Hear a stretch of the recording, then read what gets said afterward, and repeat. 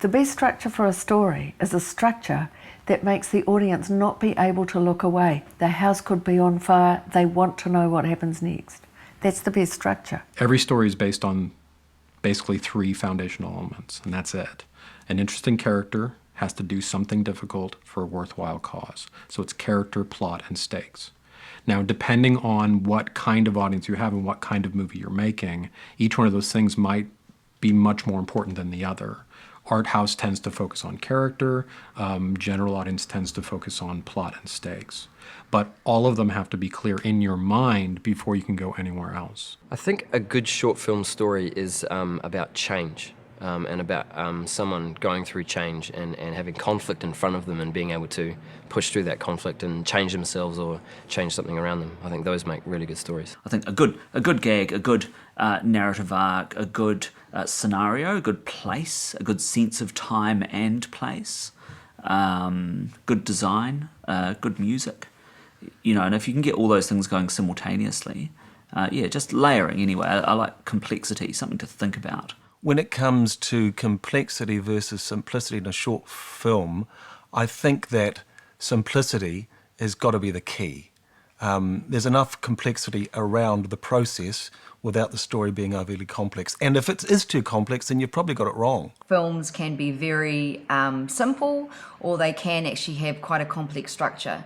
But the important thing is that the audience feel that they have seen something in its entirety, much like reading a poem or a short story. When you're designing your story, the one thing to keep absolutely in mind is that movies are about emotions. People do not go to see movies to learn facts. They want to feel emotions. And so if you as the storyteller do not know what emotion you want the audience to feel at any given moment in your story, you still need to think about it, because that's what you need to be in control of. You're evoking and manipulating emotion the whole time.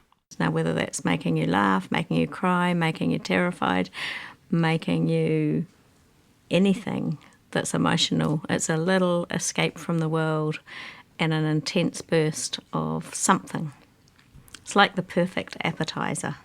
What a good film does is it moves you, and you're looking for a legitimate or a believable moment that actually moves someone, or regardless of whether it's comedy, because laughter is being moved, right? So, I mean, what I look for in mine was to move the audience in that time.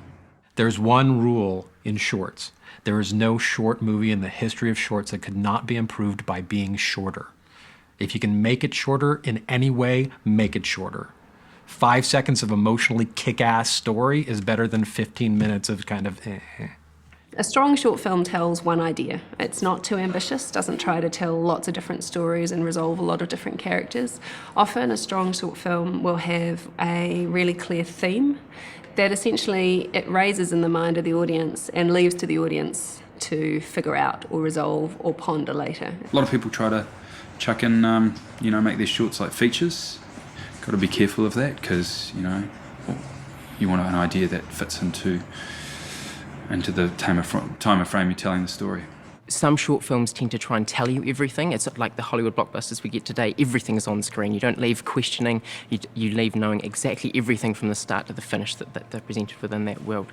But I like that a little bit of assumed knowledge from the audience, so that when you're sitting there, you have to delve deep into your emotions and your own experiences to really get enough out of the short film as well. Some of the better ones that I have worked on have been ones that have left you hanging at the end. More of a snapshot of a time, rather than let's try and start from go to woe and have a resolution. That I think in the short film format, there are places for it, but in general, it lends itself to unresolved stories. One thing to be really aware of is a lot of short filmmakers do twist endings that suck. And how a twist ending sucks is the movie isn't fun the first time through. If the movie would not work if you didn't have the twist ending, the movie isn't good. The glory of a good twist ending is that the movie works fine and it's really entertaining and engaging, and then there's a twist and you get that whole movie again with a whole different context. That's brilliant. If you make a short film and your ending's not working, you may as well not have bothered.